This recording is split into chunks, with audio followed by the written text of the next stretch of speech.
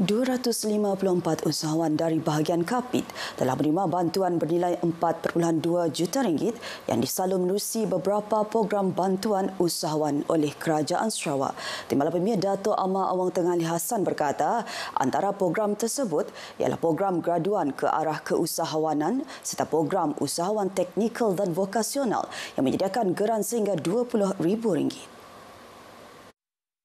Beliau dalam teks ucapan perasmian Karnival Usahawan Bahagian Kapit yang dibacakan Timbalan Menteri Perdagangan Antarabangsa, Industri dan Pelaburan, Datuk Malcolm Musin Lamoh berkata, geran sehingga RM10,000 turut ditawarkan di bawah program Go Digital. Program lain termasuk skim kredit mikro Sarawak serta skim pinjaman industri kecil dan sederhana kepada perusahaan kecil dan sederhana PKS Bumi Putra. Kementerian juga akan mengadakan program Jum Register Business dan kursus pensijilan pengendali makanan di bahagian Kapit Ogos ini melibatkan 320 peserta. Pada masa sama berharap Karnival Usahawan kali ini dapat diteruskan dan ditambah baik pada masa akan datang. Oleh kerana program ini adalah kali pertama diadakan di Kapit, saya berharap usahawan-usahawan kita dari daerah Kapit, Song, Belaga dan Bukit Mambung akan memanfaatkan sepenuhnya peluang sebegini untuk mengetengahkan dan mempromosikan produk-produk unik mereka kepada pelancong antarabangsa dan pengunjung-pengunjung luar. Sementara itu, Timbalan Menteri di Jabatan Premier Sarawak Undang-Undang dan Adat Bumi Putra, Datuk Jefferson Jamit Unyat memaklumkan sebuah anjung usahawan dicadang dibina di bahagian Kapit untuk peniaga kecil menjalankan perniagaan mereka.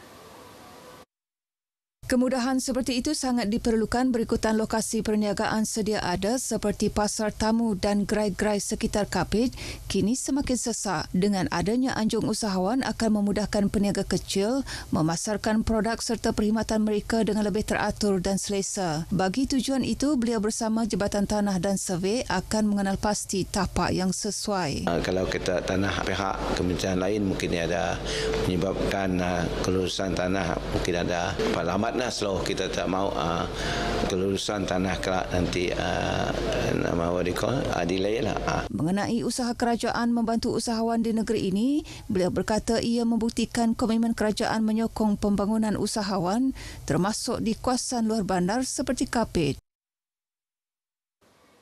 Ahli Parlimen Kapit Datuk Seri Alexander Nanta Linggi mengajak rakyat di Kapit terus bersatu dalam politik bagi meneruskan rancangan pembangunan di bahagian itu. Beliau yang juga Menteri Kerja Raya berkata banyak projek sedang dan akan dilaksana di Kapit untuk kesejahteraan rakyat. Antara projek tersebut ialah pembinaan jambatan menyeberangi Batang Rajang dari Nangayong dengan kos projek lebih RM300 juta. Turut dibina jalan sepanjang 2.5 km menghubungkan Jalan Song Kapit serta beberapa lagi jalan yang akan dibina di bawah Agensi Pembangunan Ulu Rajang (URDA). Ketika ini kerajaan sedang membina jalan dari Nangatuli terus ke Jambatan Batang Rajang, seterusnya dihubung ke kawasan seperti Sungai Melipis, Sungai Menuan dan Sungai Ibau. Projek lain termasuk pembinaan Kolej Profesional Mara, pembinaan Balai Polis Baharu dan Sekolah Menengah Kebangsaan Bukit Goram. Kerajaan juga sudah meluluskan pembinaan hotel, dataran bujang berani dan beberapa projek pembangunan lain yang akan memberi manfaat secara langsung dan tidak langsung kepada masyarakat di Kapit. Beliau berkata demikian semasa berucap pada Majlis Pemimpin Bersama Rakyat di Rumah Edison Bugap, Sungai Melekun, Balai Kapit. Pameran Latihan dan Kerjaya Sarawak Skate Fair 2025 terus membuktikan peranannya sebagai platform penting dalam pembangunan modal insan di negeri ini. Ia sekaligus memperkukuh usaha kerajaan negeri dalam memperkasa pendidikan, kerjaya dan kemahiran digital. Berucap pada penutupan program itu, Timbalan Menteri Pengangkutan Sarawak, Datuk Dr. Jerib Susil memberitahu Skate Fair 2025 menghimpunkan institusi pendidikan, agensi kewangan dan lebih 40 majikan. Program kali ini menawarkan lebih 1,500 peluang pekerjaan merentas pelbagai sektor. Program itu juga menyediakan pameran pendidikan khusus buat lepasan Sijil Pelajar Malaysia SPM dan Sijil Tinggi Persekolahan Malaysia STPM untuk mendapatkan maklumat mengenai peluang peluang lanjutan pengajian dalam pelbagai bidang. Datuk Dr. Jerib yang juga pengerusi tabung ekonomi gagasan anak Sarawak tegas yakin program seperti itu mampu menyokong agenda transformasi digital dan pembangunan modal insan Sarawak. Anjuran Kementerian Pendidikan, Inovasi dan Pembangunan Bakat dengan kerjasama tegas, Esket Fair 2025 berjaya menarik lebih 30,000 pengunjung sepanjang 2 hari program berlangsung. Siasatan terperinci perlu dijalankan segera bagi mengelepasi punca sebenar insiden bot karam di perairan Pantai Belawai Sabtu lepas. Ahli Parlimen Tanjung Manis Insinyur Yusof Abdul Wahab berkata semua pihak perlu memberi ruang kepada pihak berkuasa menjalankan siasatan tanpa sebarang spekulasi atau tuduhan meluluh. Beliau menyifatkan insiden tersebut sangat menyayat hati apabila turut melibatkan kanak-kanak. Sesuatu yang menyedihkanlah.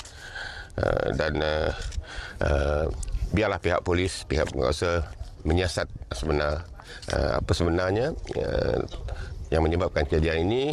Biar mereka buat laporan terperinci. Jadi walaupun kita tak nak menuduh kesalahan pada mana-mana pihak lah. Yang penting biarlah siasatan teliti dibuat sebelum membuat kesimpulan punca kejadian ini.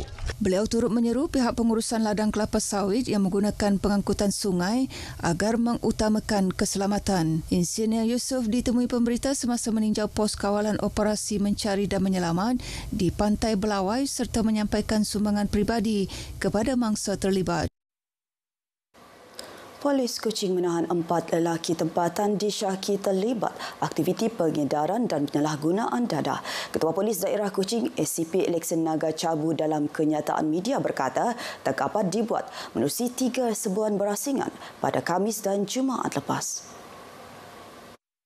Serbuan pertama dijalankan di sebuah rumah di Jalan Upper Cawan. Polis menahan seorang lelaki berumur 30 tahun serta merampas 2,209.73 gram dadah disyaki serbuk ekstasi bernilai RM2,209. Suspek didapati positif dadah. Dalam serbuan kedua di sebuah rumah di Taman Hussein, polis menahan 2 lelaki berumur 33 dan 35 tahun. 227.33 gram daun kering disyaki ganja bernilai RM1,550 turut dirampas. Keduanya juga didapati positif dadah. Manakala dalam serbuan ketiga di Kampung Lintang, polis menahan seorang lelaki berumur 28 tahun serta merampas 541 gram daun kering jenis ganja bernilai RM3,800. Kesemua suspek ini ditahan reman untuk siasatan lanjut dan kes disiasat di bawah Seksyen 39B Akta Dadah Berbahaya 1952.